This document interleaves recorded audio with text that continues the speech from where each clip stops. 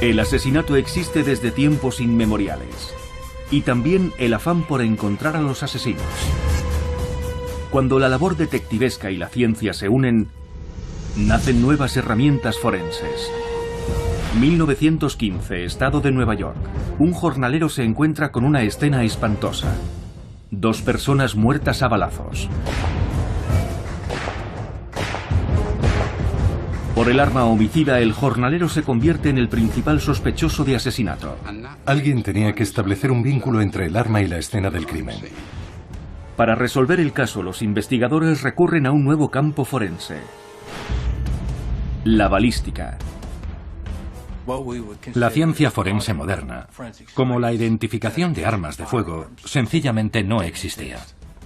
¿Podrán los pioneros de esta incipiente ciencia usar las marcas distintivas de las balas para descubrir la verdad? 87 años después, la balística moderna se enfrenta a un reto de vida o muerte cuando un francotirador siembra el terror en Washington, D.C. El pánico se apoderó de toda el área metropolitana de Washington.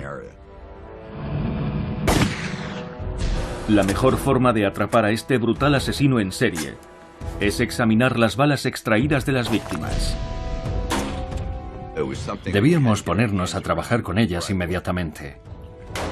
Necesitábamos la información balística para poder relacionar los asesinatos.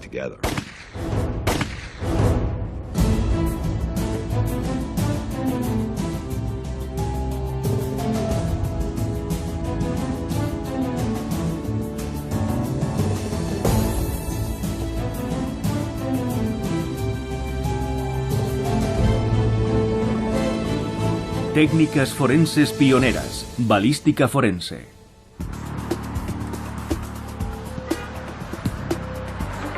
Hay tráfico intenso en la vía de circunvalación del sur de Washington. 3 de octubre de 2002. Los residentes del área metropolitana de Washington se enfrentan a su dosis diaria de atasco en las vías de circunvalación de la capital, ignorando que sus preocupaciones cotidianas están a punto de ser barridas por una ola de terror.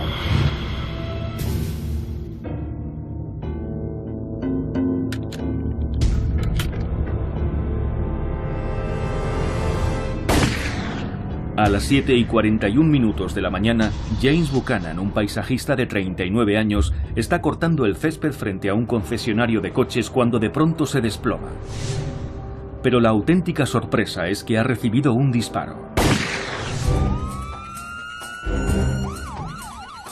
Una ambulancia traslada de urgencia a Buchanan al hospital del condado de Montgomery, en Maryland. Pero fallece a consecuencia de un único impacto de bala. Para el detective Drew Tracy, el asesinato de James Buchanan tiene un significado especial. El padre de Buchanan era agente de policía del condado de Montgomery. Fue un duro golpe, para mí y para los agentes veteranos y los oficiales del departamento que conocían a su padre. Pero la pregunta es, ¿quién lo ha matado? No hay testigos del ataque. Nadie vio a Buchanan discutir con nadie. Y tampoco hay indicios de un intento de robo. 31 minutos después, a tan solo 6 kilómetros del lugar en el que dispararon a Buchanan, el taxista Prem Kumar Walekar es abatido en una gasolinera. El coche estaba en la gasolinera junto a los surtidores. El señor Walekar estaba llenando el depósito de su vehículo cuando recibió un único balazo. En ese momento lo que más nos interesaba era localizar al autor de los disparos. El taxista muere instantáneamente. Al igual que James Buchanan, es abatido de un solo disparo efectuado por un potente rifle. Tampoco esta vez hay sospechosos, ni móvil aparente, ni ningún testigo. A esas horas de la mañana, en plena hora punta, tendría que haber habido alguien. Algún testigo ocular en el lugar de los crímenes, si es que el francotirador disparó al descubierto. Y este es solo el comienzo de un auténtico reino del terror. En las siguientes 12 horas el asesino actúa 3 veces más. A las 8:37 de la mañana, Sara Ramos, de 34 años, se baja de un autobús y se sienta a leer un libro en un banco cuando la asesinan de un disparo. A las 9:58 de la mañana, Lorian Lewis Riviera, de 25 años, muere en una gasolinera de Kensington, Maryland. Casi 13 horas después, a las 9:15 de la noche, Pascal Charlot, un carpintero jubilado, es abatido de un único disparo en Washington. 5 asesinatos en un solo día. Solo hay una conclusión posible, y es aterradora. Un francotirador está asesinando a sus víctimas al azar. Nos enfrentábamos a algo que jamás se había visto en la zona. Lo cierto es que casi ningún cuerpo de policía había vivido una situación parecida en este país. Pero el asesino solo acaba de empezar. Durante un periodo de 3 semanas, mueren otras 5 personas. Y 3 más resultan heridas. El caos y el terror se apoderaron de la gente.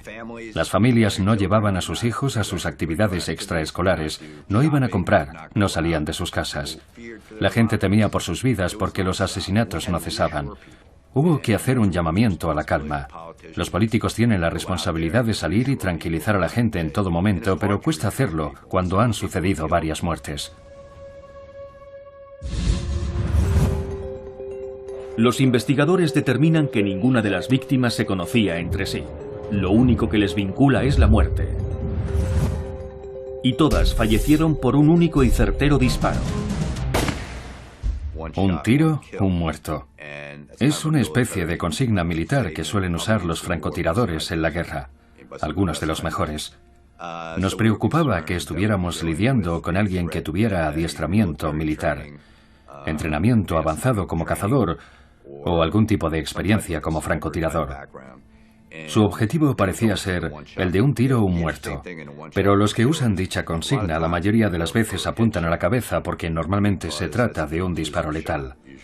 Y lo curioso de estos casos es que los disparos iban dirigidos al tronco.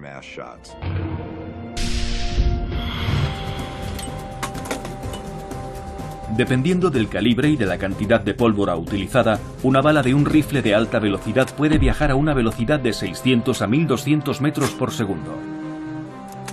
A esa velocidad, un rifle puede alcanzar su objetivo desde una larga distancia e infligir daños sustanciales. Ahora los detectives del caso del francotirador necesitan saber si el mismo rifle de alta velocidad es el responsable de todos los asesinatos. Y las balas de las víctimas son la única prueba con la que cuentan los investigadores. Necesitábamos la información balística para poder relacionar los asesinatos, y posteriormente se necesitarían como pruebas físicas para fundamentar el caso. Cada segundo es crucial para atrapar al asesino o asesinos, y la balística será el elemento clave para resolver este caso. La balística forense es la ciencia que sirve para identificar y relacionar las balas con las armas empleadas en los crímenes. Constituye una de las herramientas más importantes en la lucha contra el crimen. Esta ciencia se ha probado y testado en laboratorios y lleva décadas siendo empleada en los tribunales. Y los conceptos básicos de la balística tienen su origen en el siglo XIX.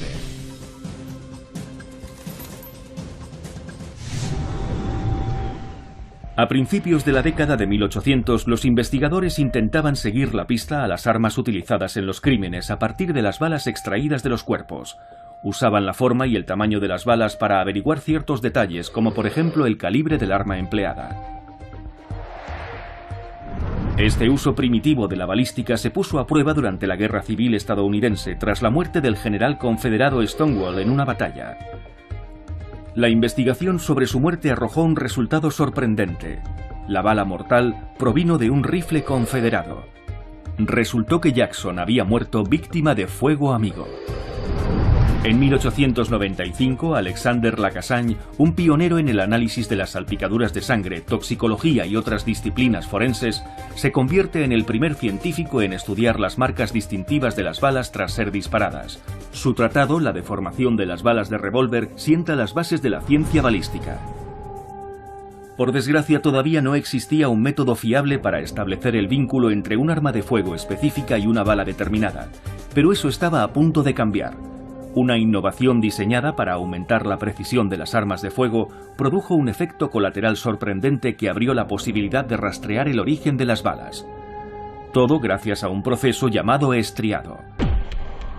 Los fabricantes de armas se percataron de que los proyectiles que viajaban girando en espiral alcanzaban sus objetivos con mayor precisión, igual que un balón de rugby.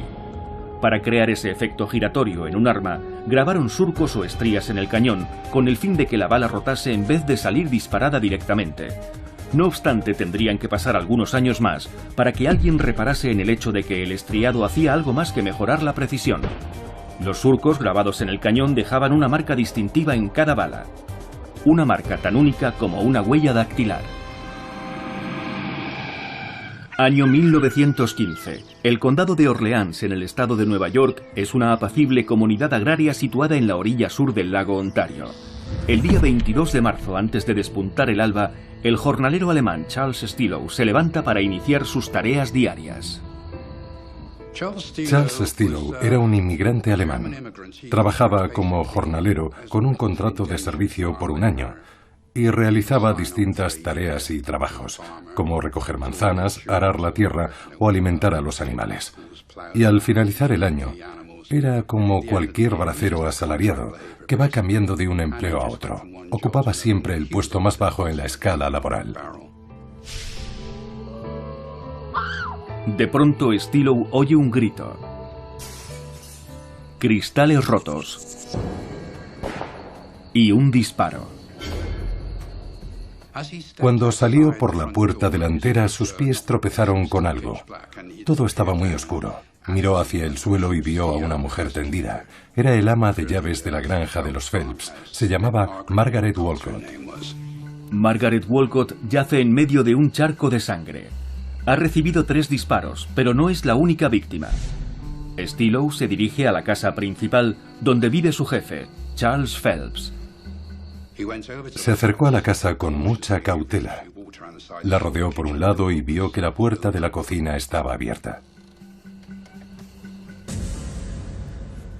Cuando entró en la cocina, vio a Charles tendido en el suelo y uno de sus pies mantenía entreabierta la puerta. Lo miró y Phelps todavía respiraba, pero estaba inconsciente. Respiraba con mucha dificultad. Phelps muere sobre el suelo de la cocina, justo donde Stillow lo ha encontrado. La policía local acude a investigar la escena del crimen. Cuando los investigadores registraron la casa de Phelps, observaron que alguien había revuelto todo su dormitorio. A los pies de la cama había un buró con todos los cajones abiertos. Era allí, según declaró su sobrino Melvin Jenkins, donde Phelps guardaba siempre el dinero, pero no había nada. Pensaron que sería un vulgar robo. Los investigadores barajan la hipótesis de que Phelps pudiera haber sorprendido al ladrón y que tras producirse un forcejeo, tanto él como Walcott acabaron muertos. Sin embargo, la policía halla la declaración de Stillow confusa y contradictoria. Enseguida empiezan a considerarle un posible sospechoso, así que deciden interrogarle a fondo. Le acribillaron literalmente a preguntas. No se anduvieron por las ramas. Le preguntaron directamente si poseía armas y él respondió que no. Los agentes interrogan al sospechoso durante 2 días, sin dejarle comer ni dormir, y siguen presionándole sin cesar con preguntas directas, hasta que por fin Stillow hace una sorprendente confesión. Confesó que no había dicho la verdad.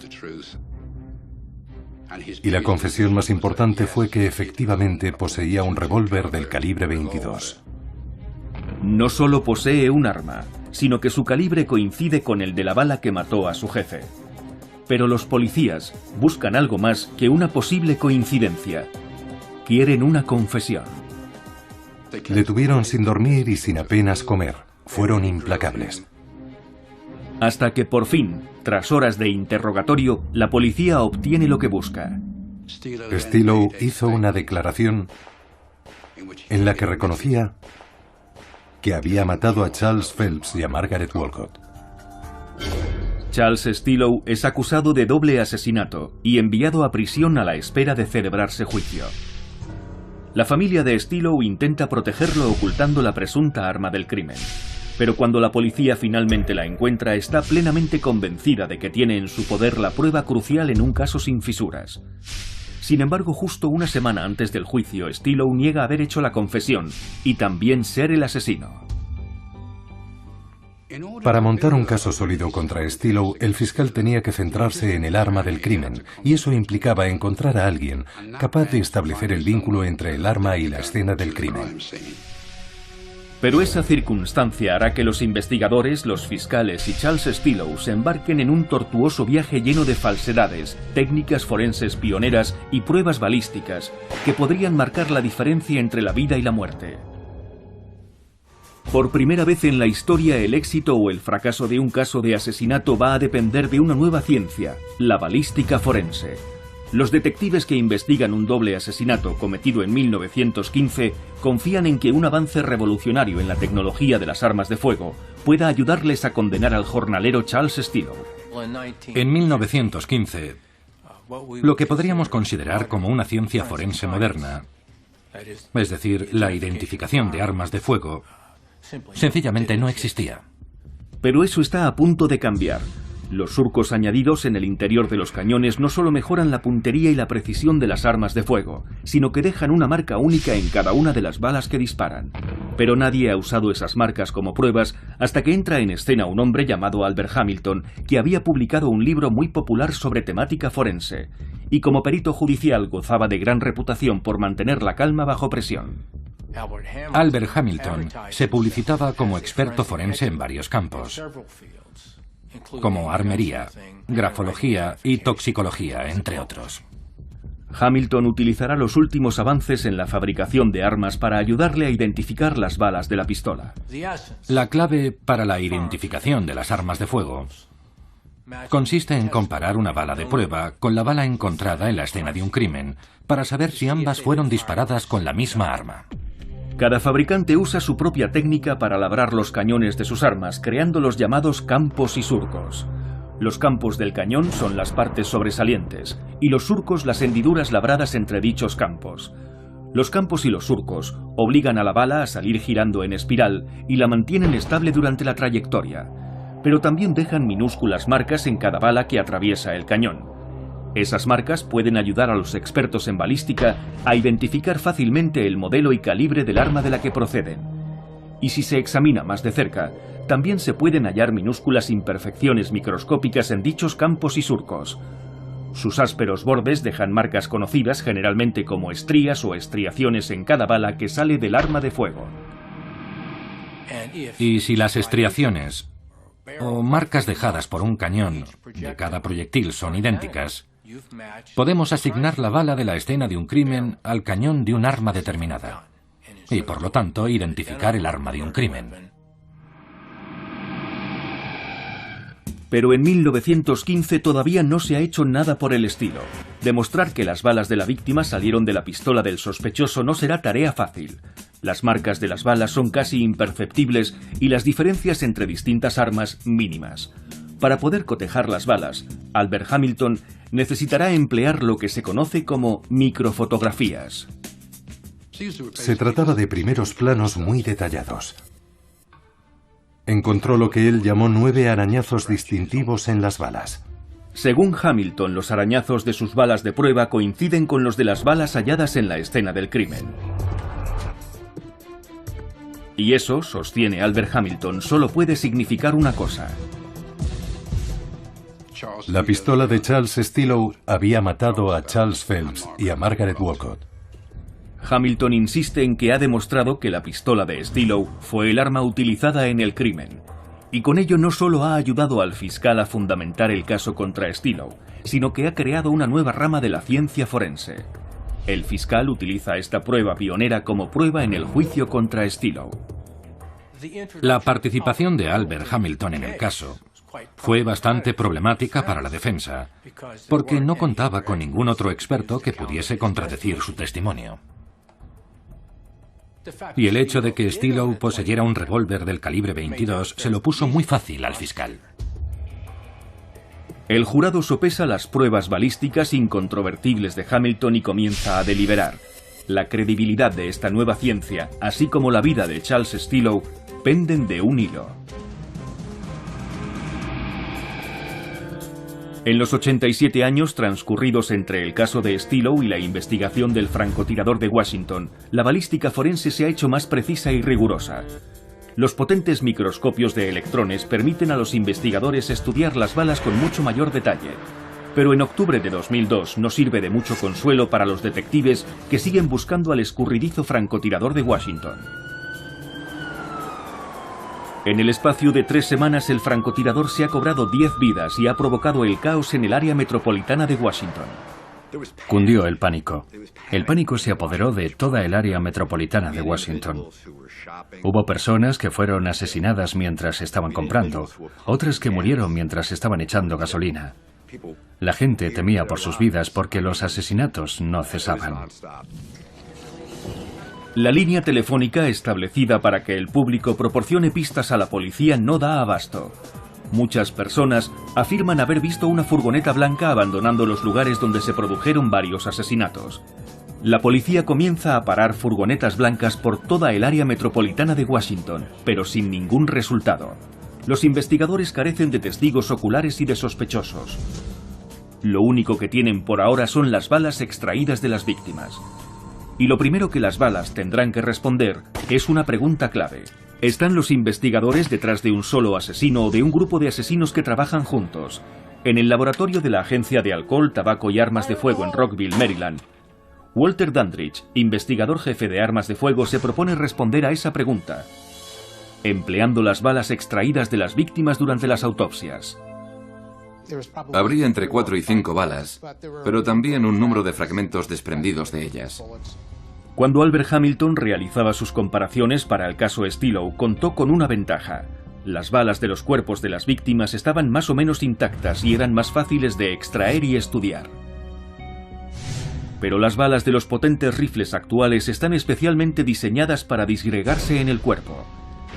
Tras el impacto, las balas se fragmentan y cada uno de dichos fragmentos se adentra por separado en la víctima con objeto de causar más daños, lo cual dificulta el trabajo de la balística forense. Un equipo de patólogos dirigidos por Richard Fowler fue el encargado de encontrar todas las pruebas balísticas durante las autopsias. Con estos rifles de alta velocidad, las balas quedan muy fragmentadas. Los llamamos tormenta de nieve porque ese es el aspecto que presentan. Es como un conjunto de copos de nieve que quedan esparcidos por todas partes. Parece nieve. Localizar y extraer todos los fragmentos se convierte en una tarea bastante compleja.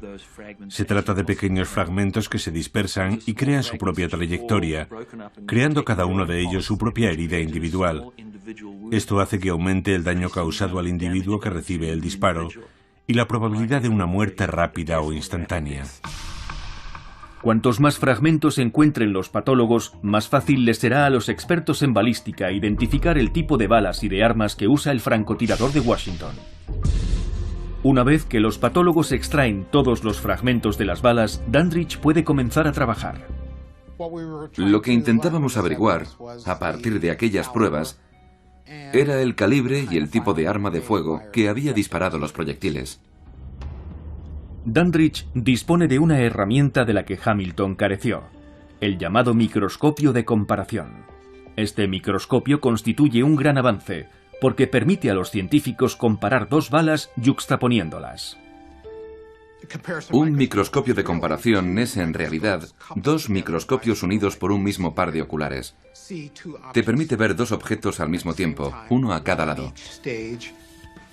Dandridge busca las marcas dejadas por los campos y los surcos en las balas y las estrías más pequeñas. Y compara las balas disparadas en cada asesinato. Observé que las marcas microscópicas de una bala y otra, las estrías, se alineaban. Estaba plenamente convencido de que habían sido disparadas por la misma arma. Ahora la policía sabe que una sola arma y probablemente un solo francotirador están implicados en todos los disparos. El estudio balístico fue crucial. porque obviamente nos indicaba que en todos aquellos disparos solo había intervenido un arma, lo cual me llevó a pensar que el autor de los disparos era un solo francotirador, o posiblemente más de uno utilizando la misma arma. No nos enfrentábamos a varias armas utilizadas posiblemente por dos individuos, aunque efectuaran un solo disparo. De modo que enseguida supimos que solo había un arma implicada. Y por ende supimos, aunque en nuestro foro interno todos presentíamos ya que iba a ser así, que los casos estaban relacionados y que se había empleado la misma arma. Eso lo confirmaba. La policía posee otra información clave. Han identificado también el arma del francotirador, un rifle Bushmaster. Ahora solo tienen que arrebatárselo al asesino de una vez por todas. El 9 de octubre el francotirador dispara a 2 personas más. Una mujer en Spotsylvania, Virginia, queda muy malherida en el aparcamiento de un centro comercial. Y en Bowie, Maryland, un chico recibe un disparo cerca de su escuela. Ambos sobreviven, pero tras cada atentado la búsqueda del francotirador se hace más perentoria. Entonces, 17 días después de la primera víctima, se produce otro atentado mortal. Un hombre de 37 años queda en estado crítico tras recibir un balazo cuando salía de un restaurante de la cadena Ponderosa en Ashland, Virginia. Pero en esta escena del crimen hay una diferencia. Esta vez el francotirador deja tras de sí algo más que una víctima. Y proporciona a los investigadores una de sus mejores pistas hasta el momento. En Washington, los investigadores buscan a un francotirador que se ha cobrado las vidas de 10 personas. Pero la policía que investiga el último asesinato en Ashland, Virginia, encuentra unas pruebas en los bosques cercanos a la escena del crimen que podrían esclarecer el caso. Se trata del casquillo de un rifle Bushmaster, el mismo utilizado supuestamente por el francotirador, así como una nota que parece escrita de puño y letra por el propio asesino. Los investigadores estudian la nota desde todos los ángulos. El asesino exige que la policía ingrese $10 millones en la cuenta de una tarjeta de crédito y hace una advertencia: vuestros hijos ya no están seguros en ningún sitio y en ningún momento. El asesino también hace una referencia críptica a conversaciones que mantuvo con un sacerdote acerca de un robo y un tiroteo ocurridos en una tienda de licores en Montgomery, Alabama. El detective Drew Tracy queda muy intrigado por la misteriosa referencia al tiroteo de la tienda de licores y entra en contacto con la policía de Montgomery. Les pregunté si podían contarme algo sobre aquel tiroteo y me dijeron sí, hubo un robo. Un individuo murió y otro quedó malherido. Cuando les pregunté acerca del calibre del arma utilizada, me dijeron que había sido una pistola del calibre 22. Y pensé, una pistola del 22 no encaja con las pistas que tenemos. ¿A qué viene todo esto? Parece un callejón sin salida. El calibre no es el mismo y además se trata de un arma de corto alcance. Pero entonces, ¿por qué lo menciona el asesino en su nota? Tracy indaga un poco más y averigua que el sospechoso del tiroteo de Alabama salió huyendo cuando fue sorprendido por un agente de policía que pasaba, pero en su huida dejó algo. Les pregunté si tenían alguna prueba forense y me dijeron que tenían un catálogo, una revista en la que posiblemente hubiera unas huellas dactilares. Les pregunté qué revista era y su respuesta me dejó paralizado.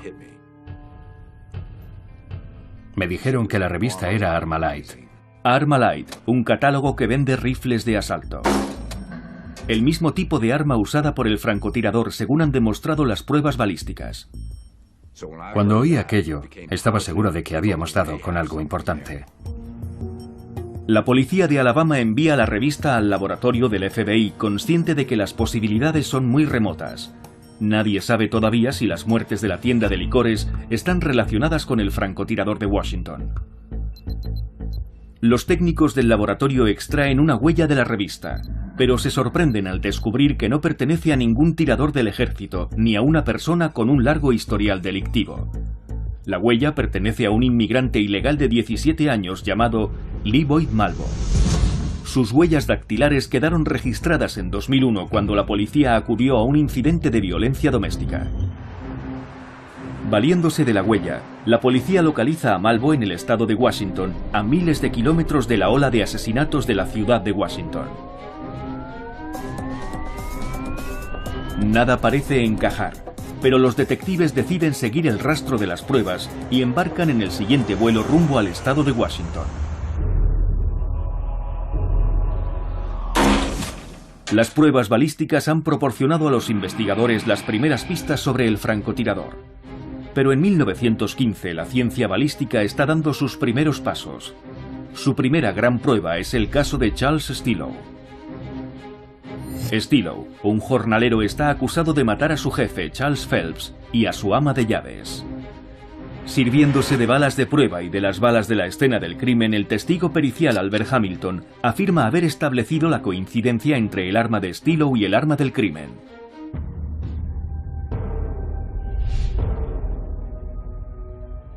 El jurado escuchó cómo Hamilton relacionaba de forma incuestionable la pistola de Stillow con la de los asesinatos. Tras 6 horas de deliberación, el jurado regresa a la sala. Hallaron a Charles Stillow culpable de los asesinatos de Phelps y Walcott. Fue sentenciado a la silla eléctrica en la prisión de Sing Sing. Podía haber sido el fin de Stillow, pero no lo es. El condenado a muerte insiste en su inocencia. Además, es la primera vez que se han utilizado unas balas para condenar a un hombre en un crimen. ¿Y si las pruebas no fueran tan sólidas como el jurado había pensado? Los abogados de Stillow solicitan un nuevo juicio y un nuevo examen balístico. El tiempo pasaba y Stillow ya tenía fecha para su ejecución en la silla eléctrica.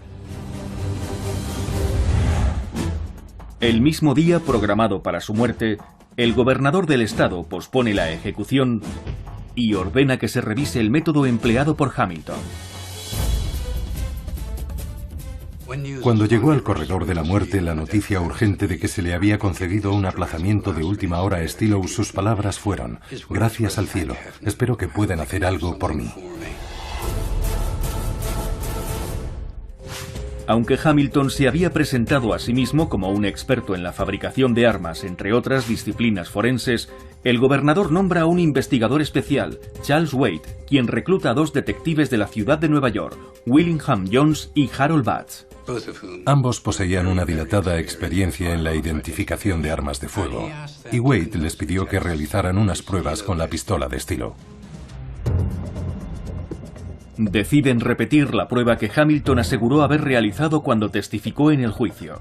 Quieren comprobar si ellos también encuentran los mismos 9 arañazos que Hamilton dijo haber hallado en las balas de la pistola de Stillow. Los detectives llevan a cabo su propia prueba para comparar las balas de la pistola de Stillow con las balas extraídas de las víctimas de los asesinatos. Todavía no ha llegado la era de los tanques de agua y de los modernos laboratorios de balística, así que los detectives disparan con la pistola de Stillow a una bala de algodón y después recogen el proyectil. Examinaron la bala de prueba y pensaron: esto no se parece en nada a la bala del asesinato. Jones y Batts no saben a qué achacar esta contradicción. Se preguntan si la limpieza de la pistola producirá un efecto distinto, y es entonces cuando se llevan una sorpresa mayúscula. El cañón está tan lleno de suciedad que se dan cuenta de que hace años que nadie ha limpiado la pistola. Es decir, que no se había disparado. Así que llegaron a la conclusión de que Hamilton no había hecho ninguna prueba con aquella pistola. De repente la sombra de la duda planea sobre todo el caso. ¿Falseó Albert Hamilton los resultados de sus pruebas para condenar a un hombre inocente? Solo hay una forma de saberlo: emplear el mismo método que se supone que Hamilton había usado contra Stillow. Las balas usadas en el crimen no parecen coincidir con las de la pistola de Stillow, pero todos quieren estar completamente seguros. Para realizar un análisis más científico, Charles Wade pidió a un hombre llamado Max Poser que examinase las pruebas, las balas mortales y la pistola. Poser llevará a cabo una revisión más exhaustiva de todos estos elementos, usando potentes lentes para fotografiar las pruebas. El destino de Charles Stillow depende de los resultados de este test. ¿Será finalmente exculpado o enviado de nuevo al corredor de la muerte? Las pruebas balísticas utilizadas para condenar a Charles Stillow están de nuevo bajo el microscopio. Un nuevo equipo de investigadores cree que el reo puede haber sido condenado aportando pruebas falsas. El científico Max Poser va a comparar las balas de prueba de la pistola de Stillow con las balas extraídas de las víctimas. Y ve algo que Hamilton dejó pasar por alto. Cuando examinó las balas mortales, cada una poseía una marca distintiva, que sugería que el estriado del cañón de la pistola que disparó las balas tenía una deformación. Pero al examinar la pistola de Stillow, no encuentra esa deformación. El estriado de la pistola de Stillow tiene sus propias marcas distintivas, pero son muy distintas. Y dado que el cañón del revólver de Charles Stillow no pudo haber creado esa marca, Poser descartó la posibilidad de que los asesinatos se hubieran cometido con esa arma. La supuesta prueba de Hamilton era un embuste. Pero el estriado de la pistola de Stillow ha dejado también su propia marca distintiva, lo que demuestra que cada juego de balas posee su propia rúbrica. Solo que en este caso ambas no coinciden. Es un enorme avance para la balística, ya que demuestra que las marcas de una pistola pueden ser suficientes para declarar a un hombre culpable o, en este caso, inocente. Lo que Jones y Batts descubrieron hizo trizas el testimonio de Hamilton durante el juicio. Él no había probado la pistola, simplemente se había presentado en el juzgado con unas fotografías y unas balas viejas. Hamilton había mentido, había cometido perjurio y había convencido al jurado porque en aquellos tiempos nadie sabía gran cosa sobre la identificación de armas de fuego. Hamilton continuó ofreciendo sus expertos servicios durante algún tiempo, hasta que finalmente su carrera se hundió cuando se ofreció a comparecer como testigo tanto de la defensa como de la acusación en el mismo juicio, simplemente al mejor postor. Sin embargo, el hecho de que Hamilton fuese capaz de trabajar tanto tiempo indica lo rudimentario que todavía era en aquellos tiempos el trabajo policial. En 1915, la criminología no era un arte, ni una ciencia. Era algo muy burdo. De modo que si se había cometido un asesinato con una bala del calibre 22 y tu sospechoso tenía un revólver del calibre 22, el caso podía considerarse prácticamente resuelto. El caso de Stillow es un buen ejemplo de cómo se llegaba a conclusiones incorrectas basándose en pruebas insuficientes. Llegaron a la conclusión de que él era el asesino, simplemente porque poseía un arma del mismo calibre que las balas encontradas en las víctimas. La nueva prueba balística que demostró que la pistola de Stillow no era el arma del crimen bastó para que Charles Stillow fuese puesto en libertad. Sin esta revisión de las pruebas balísticas, un hombre inocente habría acabado en la silla eléctrica. A pesar de todos sus errores, el caso de Stillow sirvió de plataforma de lanzamiento de la balística forense moderna. En 1925, 10 años después del caso de Stillow, Charles Wade, Calvin Goddard, Philip Gravel y John Fisher fundan el Departamento de Balística Forense, el primer laboratorio del mundo dedicado en exclusiva a la identificación de armas de fuego. En la década de 1970, los expertos en balística comienzan a utilizar potentes microscopios de electrones, lo que les permite ver y analizar las balas con mucho mayor detalle. Y una década después, el FBI publica su Archivo General de Características de Estriado, un archivo que contiene los patrones de campos y surcos de todas las armas de fuego fabricadas, lo que facilita mucho a los científicos forenses la identificación de las balas según su procedencia. Y cada uno de estos avances tecnológicos aumenta la certidumbre en los tribunales. Sin embargo, a los detectives de Washington que andan a la caza del francotirador aún les queda mucho para llegar a ese punto. Disponen de la huella dactilar de un posible sospechoso, Lee Boyd Malvo, a quien han localizado en Tacoma, Washington, pero eso es lo único que tienen. Averiguaron que Lee Boyd Malvo vivía en una casa de la organización caritativa Lighthouse Mission, con otro individuo llamado John Muhammad. John Muhammad, un nombre que les suena a los investigadores y que les hace recordar la línea telefónica que habían abierto al inicio de los atentados. alguien que se identificó como señor Holmes había llamado para advertir sobre un hombre llamado John Muhammad. Un tal señor Holmes, desde la costa oeste en el estado de Washington, llamó y dijo que en el ejército había tenido un compañero llamado John Muhammad y que tenía la impresión de que podía estar involucrado porque tenía un rifle de asalto. Y no un rifle cualquiera, sino un rifle de asalto Bushmaster, una de las armas que según las pruebas balísticas podría haber usado el francotirador. Teníamos una huella dactilar y algo de información sobre John Muhammad y acudimos a nuestra base de datos para obtener fotografías y todos los datos disponibles sobre John Muhammad. Al indagar más a fondo descubren que John Muhammad es perfectamente capaz de usar un rifle de asalto. Descubrimos que poseía formación militar y comenzamos a atar cabos. Durante semanas la policía ha estado buscando desesperadamente una furgoneta blanca, pero finalmente resulta una pista falsa, ya que Muhammad conduce un Chevrolet Caprice. Ahora teníamos un vehículo y 2 individuos. Solo nos quedaba presentar los cargos. Se ha expedido una orden de detención contra John Allen Muhammad, considerado armado y peligroso, y que podría ir acompañado de un menor de edad. La policía tiene que dar con John Muhammad y Lee Boyd Malvo antes de que vuelvan a matar. La policía publica la marca y el modelo del coche que conduce Muhammad. A las pocas horas reciben una pista que los lleva a una zona de descanso de una autopista de Maryland.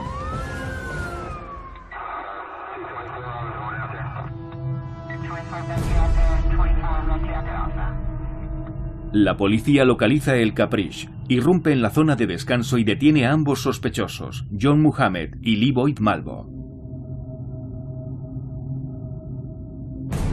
Enseguida descubren que no solo se trata de un vehículo de huida, sino que forma parte esencial de la ola de crímenes.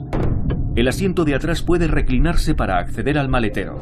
Desde allí Muhammad podía disparar a sus víctimas a través de un orificio practicado justo encima de la matrícula del coche.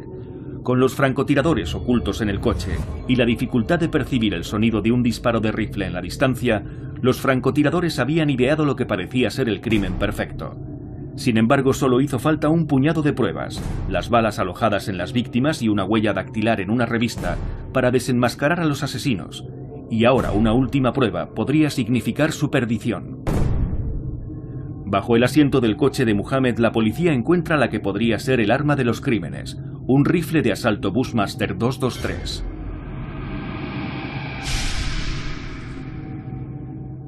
Detenidos aquellos 2 individuos, el laboratorio tenía todavía que realizar el análisis balístico del arma para relacionar el rifle con las 11 balas disparadas. Con Malvo y Muhammad entre rejas, los expertos en balística entran en acción. Los investigadores me trajeron el Bushmaster y decidimos que teníamos que probarlo para obtener muestras y compararlas con las pruebas que habíamos estado recibiendo las 3 semanas anteriores. Si pueden demostrar que las balas del Bushmaster coinciden con las encontradas en las víctimas, el caso contra Muhammad y Malvo estará cerrado. Probamos el rifle en el tanque de agua y recuperamos las balas.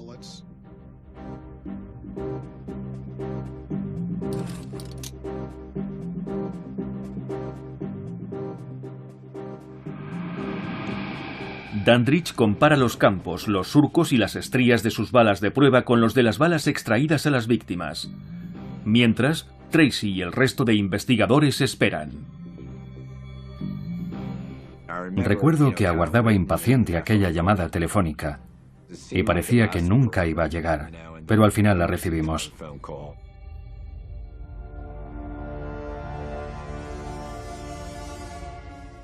Nos dijeron que habían encontrado un vínculo entre el rifle y los 11 casos.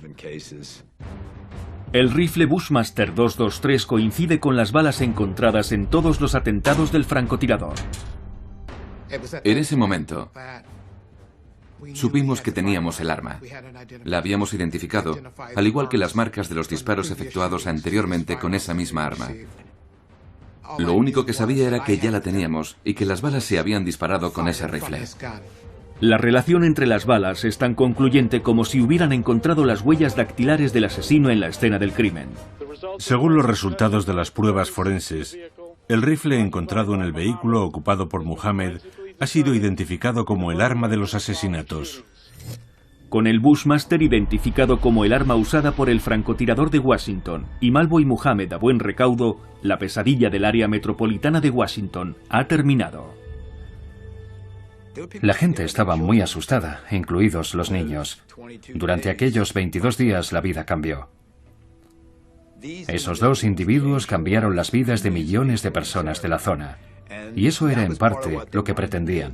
Querían sembrar el caos y provocar una controversia. Actuaron en zonas distintas porque querían provocar un conflicto político, así como un enfrentamiento entre los diferentes cuerpos de policía. Querían dispersar a las fuerzas policiales para que no hubiera ninguna concentración de agentes en una zona determinada. Por eso se desplazaban de un sitio a otro, para provocar que nos dispersáramos. El juicio comienza en octubre de 2003 y las pruebas balísticas constituyen el elemento clave del caso de la Fiscalía contra Malvo y Muhammad. Muhammad es condenado y sentenciado a muerte. En noviembre de 2009 es ejecutado mediante la inyección letal. Leaboyd Malvo se declara culpable y en la actualidad cumple condena por 6 cadenas perpetuas en una prisión de Virginia. Desde el año de los atentados del francotirador de Washington, la identificación balística se ha hecho aún más precisa. El sistema de identificación balística, conocido como IBIS, se sirve de sofisticados equipos electrónicos y de tecnología óptica para digitalizar y cotejar imágenes de casquillos y proyectiles encontrados en escenas de crímenes.